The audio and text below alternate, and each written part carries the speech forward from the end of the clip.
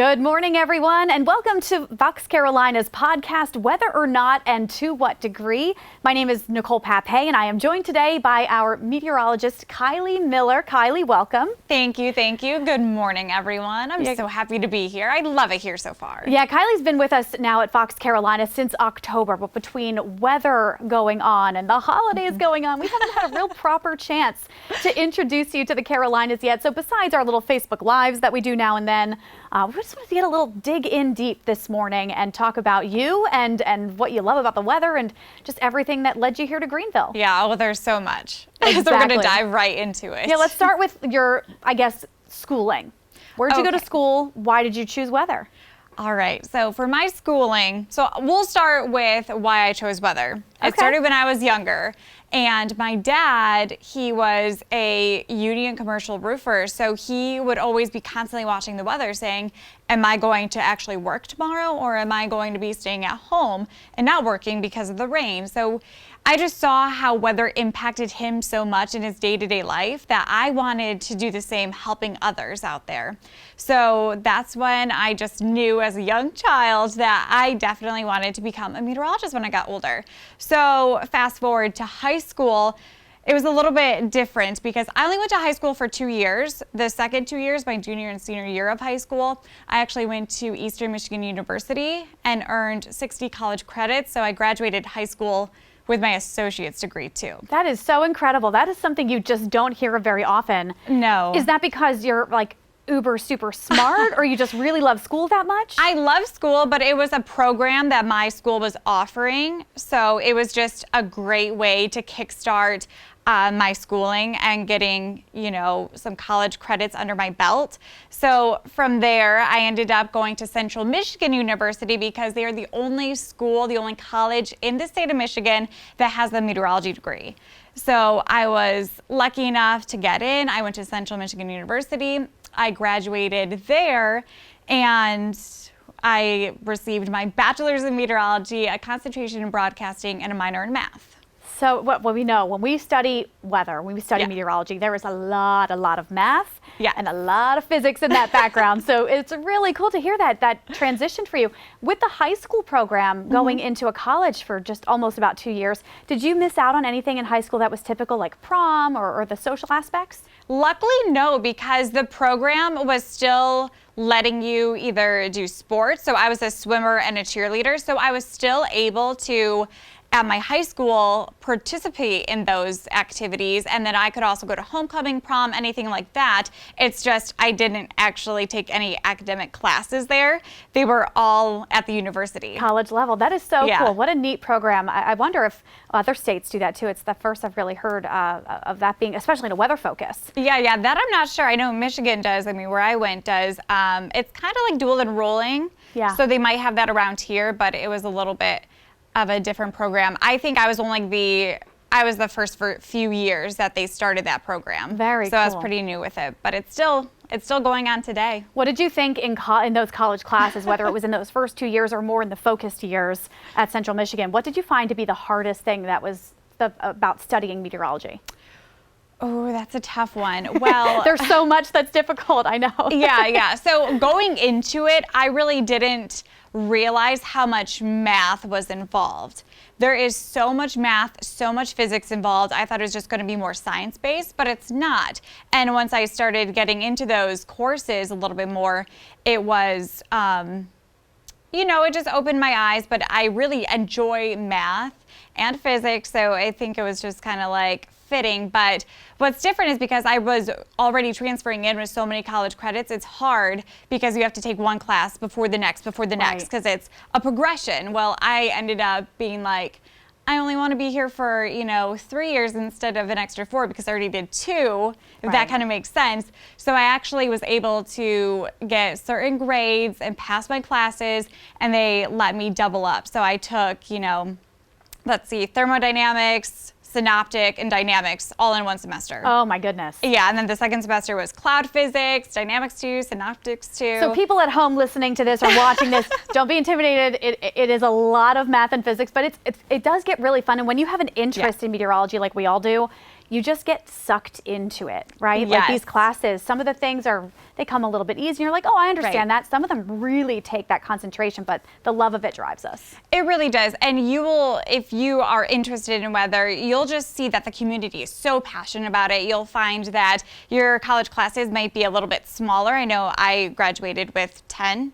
So there's 10 of us who graduated at once, but we were so close knit just because we were going through this, rigorous curriculum with each other, but we all loved weather, so we looked past it. Yeah, were there being so hard. Were there any significant events? I know Michigan obviously known for its winters.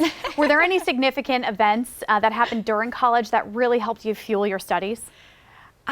Yes, there was actually a lot. So in Michigan, there's lake effect snow. We talk about lake effect snow so much. I mean, it's amazing because you could be, walking, driving in one area, 2 miles down the road, it's just like whiteout conditions. Lake effect snow is just so micro and macro scale that it's so hard for these weather models to pick up on, but they are doing a really decent job. Yeah, I remember I have not personally experienced lake effect snow, but I have done some forecasting in it only because of, when I lived in Albany, New York, we at least looked at parts of the western part of the state that dealt with it out near Buffalo and things like that. Yes.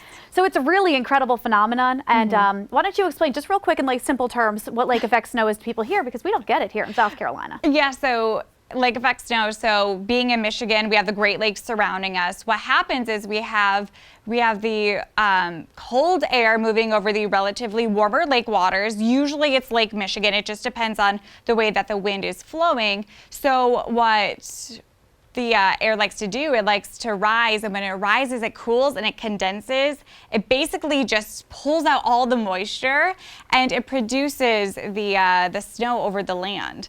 So that's kind of a little bit about lake effect snow. So you can think of it as a wind going over the warmer lake waters. It's that cold air because it usually happens in wintertime. Of course, you can also have lake effect clouds, but the air likes to rise, and when it rises, that's when it cools and it condenses, and then the moisture just usually turns into snow, and that just goes over the land. But it's so just streaky and it's so micro scale that it's so hard to forecast. But I think that's why growing up in Michigan, and I know I've worked with other meteorologists, living in Michigan, that they just love it too, just because it's so unique. Exactly. And what's cool about the Great Lakes especially is that some of them actually freeze over late in the winter. Yeah. So it eliminates that lake effect snow potential. So it's those early season and mid-season snows that get so intense, which is just phenomenal.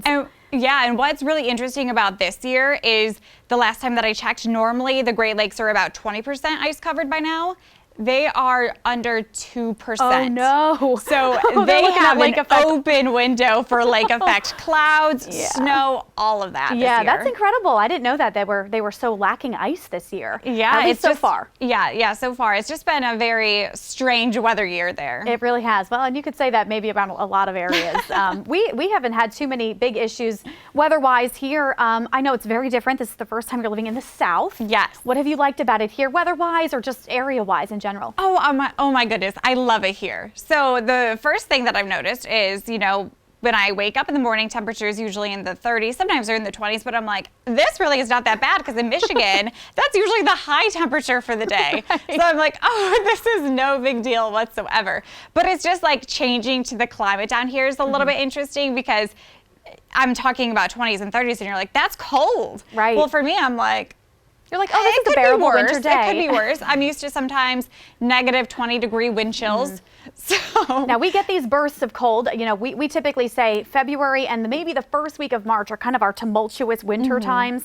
We'll have to see how this one pans out. I hope you didn't bring us too much cold. I really hope not. I hope not. But what's really nice about here too is we have so much sunshine. I mean, we'll get a few gray and gloomy days here and there, but in Michigan, we're just socked in with the gray, it seems like, for the entire span of winter. Here, we at least have the sunshine. Yeah. And I love the sun. I think it just boosts everyone's moods, their energy levels. So I definitely love that about here too. Yeah, it's been one of my favorite things about. I've been here almost 8 years now, and it's just it's such a fantastic place to live. So we're so glad to have you down here with us. Yeah, thank you. Let's see, what are some of the things that you think a viewer might not know about you that you'd want to share this morning? All right, so a viewer might not know about me. So my favorite color is pink.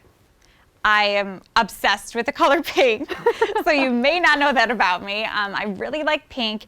And when I was actually going to school at Central, I had the opportunity to freelance and fill in doing weather broadcast meteorology at other local stations around there. I was in Lansing, I was in the Flint-Saginaw region, and then what was really cool is I actually was a national meteorologist, and I was a Caribbean meteorologist as well, working in Denver, Colorado as my first full-time job right out of college. That is so cool. I love that you got that national experience because you got to forecast for so many different areas, not just of our country, but of the world. Right, and it's just areas that I wasn't that familiar with, so I had to learn geography, I had to learn so much, but I really enjoyed it because just like here, I was working with other meteorologists from all over the continental U.S., so it was really nice just to be able to work with all of them, you guys here, just because we all bring a different aspect. Yeah. I think a lot of people, when they look at weather forecasting, they think, oh, it's basically cut and dry. You look at these models, you write it out on paper or in your forecast. But what's interesting about weather is there's interpretation involved. We can each look at a computer model or the 4 or 5 or 6 computer models that, come in all the time, and we can say, well, I trust this model or you trust that model. That's what's so fun about a team atmosphere, is comparing and honing in on what's going to happen. Absolutely. And I know you and I, we talk every morning, yes, like, we do. okay, we think this is going to happen. This is going to happen. These models are changing constantly. So it's really fun. And I think of it as like putting a puzzle piece together. Exactly. A 7-day puzzle piece. Yeah. And this is such a new science too, that we're always learning more. We're seeing new things coming out, and anything from new satellites to just new weather information models. It's really fun, in my opinion, at least. There's so much more even now out that we have access to than what we had when we were in school. Yeah, which is incredible. There is a lot. There certainly is. Okay, so what do you like to do on the weekends? Okay, let's see. On the weekends, I like to work out. So I'm a huge fan of kickboxing. Oh, I love kickboxing. That is like my favorite workout, and I can thank my friends in Saginaw for that one. So I really like to work out. I do like to cook/bake. I'm not the best, but it's fun. We have that in common. I'm not the best either, but I enjoy it. And then if I'm really not at the gym, usually if it's not a pandemic, you can find me at the stores, at the shops, at the mall. I love shopping. And that's what's been so hard. I mean, you moved here during a pandemic. So as far as, being able to explore, it's been fairly limited. It really has. And I knew that coming in. I'm going to a new area, and we're in the midst of a pandemic. So I can't go out and see everything that, was before the pandemic, but I'm excited to see what Greenville and the surrounding areas has to offer after the pandemic. Yeah, I think things are going to look a little bit better, hopefully in the months ahead, and just in time for you to really get into these southern summers. It's probably going to be a shock to you. It's very hot and humid, but you probably knew that. I love it. I'm so excited. I'm so ready for it. Yeah, we are pool people. We are lake people. We are beach people down here, right? Yes. I'm already planning out trips. I need to go to the beach. I want to go to Charleston. I'm already planning out my summer. Yeah, and so hopefully by then, yes, hopefully everything with the pandemic, winds down and we can actually enjoy it. But if not, we'll enjoy it to the most that we can. Yeah, and our local area has so much here that we don't even have to go to any of those, places across the state if we don't have to. It's so great here locally. Yeah, just the other day I went to the Swamp Rabbit Trail. Oh yeah, that's a great one. Yeah, and it's so nice to be outside, sunny. I'm like, you just need the light jacket, but it's really not that bad. You do, yeah. It's only really our nights that get really downright cold. We'll have a couple of days throughout winter that dip down into the 20s and stay around freezing during the day, but it's so infrequent that we kind of just deal with it for a couple of days, and then it's back to 50 and sunny. I know. I love it. I love it. And everyone here is so nice.